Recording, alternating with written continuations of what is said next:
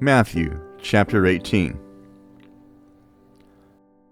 In that hour the disciples came to Jesus, saying, "Who then is greatest in the kingdom of heaven?"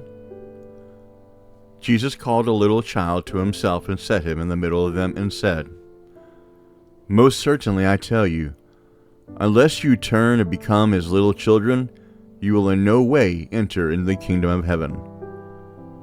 Whoever therefore humbles himself as this little child is the greatest in the kingdom of heaven.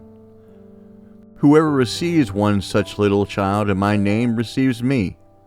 But whoever causes one of these little ones who believe in me to stumble, it would be better for him if a huge millstone were hung around his neck and that he were sunk in the depths of the sea.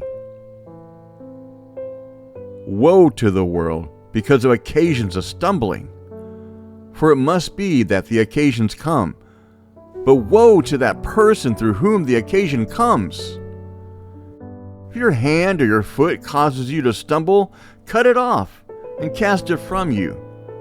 It is better for you to enter into life maimed or crippled, rather than having 2 hands or 2 feet to be cast into the eternal fire. If your eye causes you to stumble, pluck it out and cast it from you. It is better for you to enter into life with 1 eye, rather than having 2 eyes to be cast into the Gehenna of fire. See that you don't despise one of these little ones, for I tell you that in heaven their angels always see the face of my Father who is in heaven. For the Son of Man came to save that which was lost. What do you think? If a man has 100 sheep and one of them goes astray, doesn't he leave the 99, go to the mountains and seek that which has gone astray? If he finds it, most certainly I tell you, he rejoices over it more than over the 99 which have not gone astray. Even so, it is not the will of your Father who is in heaven that one of these little ones should perish. If your brother sins against you, go, show him his fault between you and him alone. If he listens to you, you have gained back your brother. But if he doesn't listen, take 1 or 2 more with you, then at the mouth of 2 or 3 witnesses every word may be established. If he refuses to listen to them, tell it to the assembly. If he refuses to hear the assembly also, let him be to you as a Gentile or a tax collector. Most certainly I tell you, whatever things you bind on earth will have been bound in heaven, and whatever things you release on earth will have been released in heaven. Again, assuredly, I tell you that if 2 of you will agree on earth concerning anything that they will ask, it will be done for them by my Father who is in heaven. For where 2 or 3 are gathered together in my name, there I am in the middle of them." Then Peter came and said to him, "Lord, how often shall my brother sin against me, and I forgive him? Until 7 times?"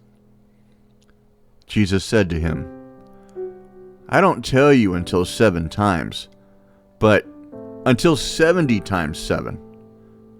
Therefore the kingdom of heaven is like a certain king who wanted to settle accounts with his servants. When he had begun to settle, one was brought to him who owed him 10,000 talents. But because he couldn't pay, his Lord commanded him to be sold, with his wife, his children, and all that he had, and payment to be made. The servant therefore fell down and knelt before him, saying, 'Lord, have patience with me, and I will repay you all.' The Lord of that servant, being moved with compassion, released him and forgave him the debt. But that servant went out and found one of his fellow servants who owed him 100 denarii, and he grabbed him and took him by the throat, saying, 'Pay me what you owe.'